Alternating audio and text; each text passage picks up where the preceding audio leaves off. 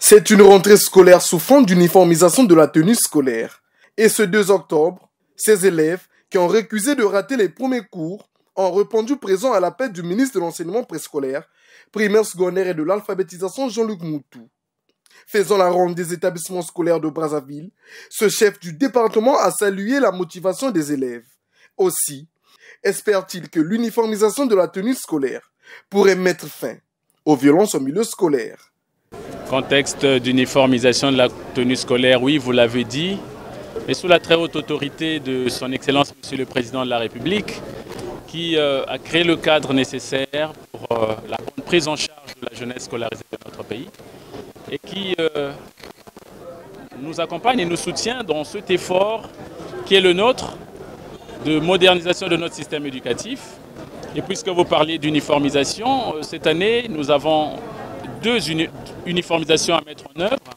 Et vous avez déjà perçu très certainement la première, celle qui porte sur la tenue scolaire, oui, mais également celle qui porte uniformisation du règlement intérieur, du fonctionnement de nos établissements scolaires sur l'ensemble du territoire national. Et ça, c'est également une innovation qui nous permet à partir de maintenant d'harmoniser les approches de gestion à l'intérieur de toutes nos écoles sur l'ensemble du territoire national.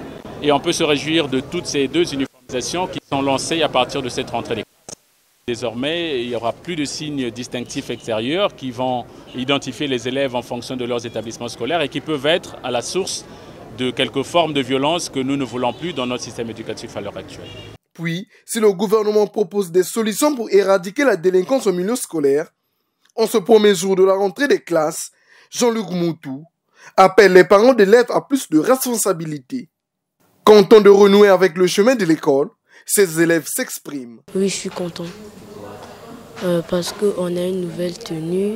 J'aime beaucoup cette tenue. On est devenus comme des lycéennes, ça fait beau. Je suis content de revenir à l'école. Mais la participation des enseignants reste une priorité. Permettez déjà que je rende hommage à ce corps enseignant, à ce personnel, hommes et femmes, qui font un travail difficile de prise en charge, d'encadrement, d'éducation, et qui permettent à nos enfants de bénéficier des connaissances et des compétences.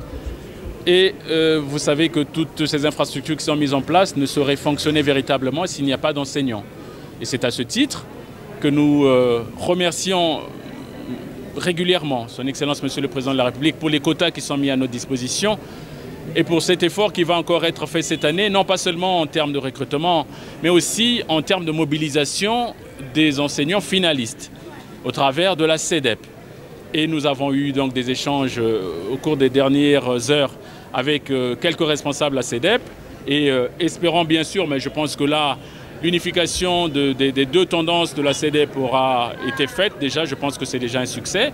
Et dans la semaine, nous allons travailler avec cette jeunesse de façon à ce que nous puissions aller très rapidement vers la signature d'un autre protocole d'accord. L'école a repris. Les élèves devraient se conformer aux nouvelles règles, surtout ceux des classes d'examen, car l'examen se prépare dès le premier jour.